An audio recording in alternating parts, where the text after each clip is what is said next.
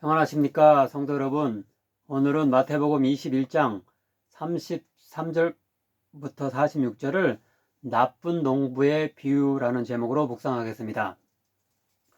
본문은 예수님께서 유대교 지도자들을 비판하기 위해 연속하여 드신 세 가지 비유 중 두 번째입니다. 여기서도 그들은 본래 천국에 대한 우선권이 있었지만 하나님께 불순종함으로 말미암아 천국에 들어가지 못하고 그 우선권을 다른 이들에게 빼앗기게 된다는 훈계를 듣게 됩니다. 이 비유의 특이점은 예수님과 관련이 된다는 것인데요. 즉 그들이 하나님의 아들로서 하나님이 보내신 예수님을 죽이게 될 것임과, 하지만 결국 예수님께서 다시 살아나셔서 유대교의 성전을 대체할 기독교의 교회를 세우실 것임을 예언하고 있다는 사실입니다. 이제 본문을 차례로 살피며 유대교 지도자들이 하나님께 심판받게 될 얼마나 큰 죄를 저질러 왔는지, 그리고 결국 예수님까지 살해하게 될 것이지만 그럼에도 불구하고 예수님이 교회를 통해 천국을 다시 세워나가실지에 대해서 살펴보도록 하겠습니다. 첫째로 33절부터 39절입니다. 여기서 예수님은 유대교 지도자들에게 또 다른 비유 하나를 제시하십니다. 즉 한 포도원 주인이 농부들에게 세를 주고 타국에 갔는데 아마도 포도를 수확하여서 팔 때가 되었는지 세를 받기 위해서 하인들을 보내게 됩니다. 하지만 농부들은 하인들을 옥에 가두어 한 명은 심하게 때리고 다른 한 명은 죽이고 또 다른 한 명은 돌로 때렸습니다.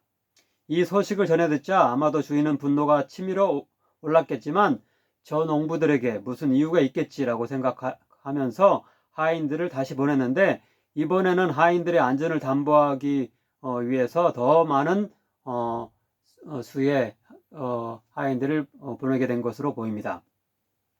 그런데 이번에도 똑같이 농부들이 단합하여 그들을 똑같이 핍박을 했습니다.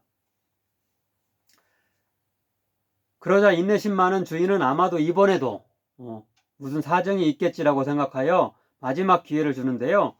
곧 자신의 아들을 보내면 그들이 함부로 하지는 않을 것이다 라고 생각하여 아들을 보내게 됩니다.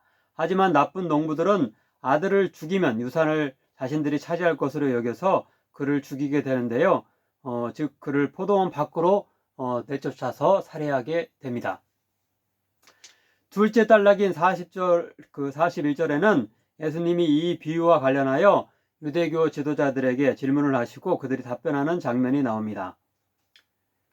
그러면 포도원 주인이 올 때에 그 농부들을 어떻게 하겠느냐? 그들이 말하되 그 악한 자들을 진멸하고 포도원은 제때에 열매를 바칠 만한 다른 농부들에게 새로 줄지니이다. 이어지는 42절 44절은 이 비유에 대한 예수님의 설명을 담고 있습니다. 예수님은 시편 118편 22절 23절을 인용하시면서 예수님 자신이 마치 건축자들이 쓸모없다고 버리는 돌과 같이 여겨져 버려지는 신세가 될 것이지만 결국은 건물에서 가장 중요한 모퉁이의 머릿돌, 즉 주춧돌로 사용될 것임을 암시하십니다. 이것은 앞에 비유에서 주인의 아들이 포도원 밖에 내쳐져 살해되는 일과 같은데요. 실제로 예수님은 예루살렘 성 밖에 골고다라는 곳에 끌려가서 처형당하십니다. 또한 하나님께서 예수님을 주춧돌로 삼아 새롭게 지을 건물은 교회를 의미한다고 할 수 있습니다.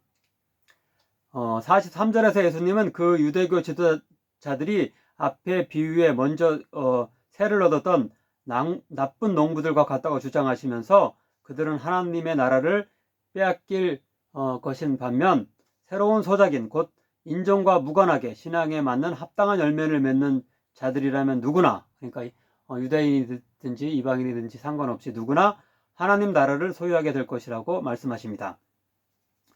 다른 한편 여기서 설명되지는 않지만 아들에 앞서서 농부들에게 보내진 하인들은 구약의 선지자들을 의미합니다. 조금 뒤인 23장 34절 35절이 그것을 설명해 주고 있고요. 실제로 구약 선지자 중에서 에레미야는 구타를 당했고 우리야는 살해당했으며 스가랴는 돌에 맞았습니다. 마지막으로 45절 46절에서는 그들이 드디어 그 비유의 악한 농부가 자기 자신들을 가리킨다는 것을 깨닫고 화가 나서 당장 예수님을 잡아들이고 싶었지만 많은 백성들이 예수님을 선지자로 여기고 따랐기 때문에 무서워서 감히 그렇게 하지 못했다고 보고됩니다. 그들은 이후에도 계속하여서 예수님의 약점을 잡으려고 이런저런 시험을 하는 것을 확인할 수 있는데요. 26장을 보면 결국 예수님이 신성모독을 했다라는 죄목을 들어서 예수님께 사형 판결을 내립니다.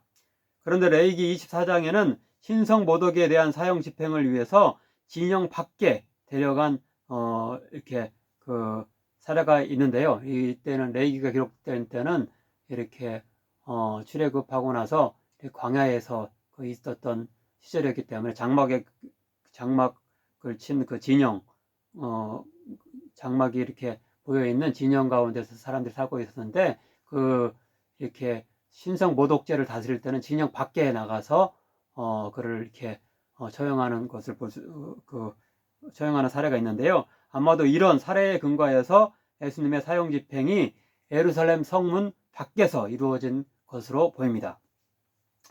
이렇게 당시 유대교 지도자들은 예수님의 비유를 통한 경고에도 불구하고 뉘우치기는커녕 예수님에 대한 분노와 살기가 점점 더해지는 것을 볼 수 있습니다. 여기서 우리는 인간의 완악함이 얼마나 강고한지를 알 수 있습니다. 우리들 역시 이런 잘못을 범하지 말라는 법이 없습니다. 겉으로는 가장 경건하고 성경적인 것처럼 행세하지만 그 속마음은 물질적 탐욕과 권력욕에 사로잡혀 신앙생활에 실제적인 선한 열매들이 없는 바리새인과 서기관의 모습이 우리에게는 없는지 늘 돌아보면서 타인의 비판에도 귀 기울이며 반성할 수 있는 우리들 되길 간절히 바랍니다. 또한 천국의 복음과 진리를 당당하게 외치다가 성문 밖에서 비참하고 수치스럽게 처형당하셨지만 결국은 다시 부활하셔서 새로운 천국 공동체 곧 교회의 주춧돌을 세우신 예수님의 제자들답게 우리도 예수님과 같이 살아서 교회의 작은 벽돌 하나라도 이렇게 세워나갈 수 있는 우리 모두 되기를 간절히 소원합니다. 기도하겠습니다. 사랑의 하나님, 나쁜 농부의 비유를 듣게 하시니 감사드립니다. 완악함으로 인해 하나님께 불순종하기 시작하여 하나님의 아들이신 예수님까지 죽이기에 이르는 유대교 지도자들과 같이 되지 않게 하소서. 늘 나 자신이 부족함을 돌아보며 하나님께 더욱 충성하고 더 많은 열매를 맺는 자 되게 하소서. 예수님이 주춧돌을 놓으신 새로운 천국 공동체, 교회를 헌신 가운데 더욱 아름답게 세워나갈 수 있게 하소서. 예수님의 이름으로 기도하옵나이다. 아멘.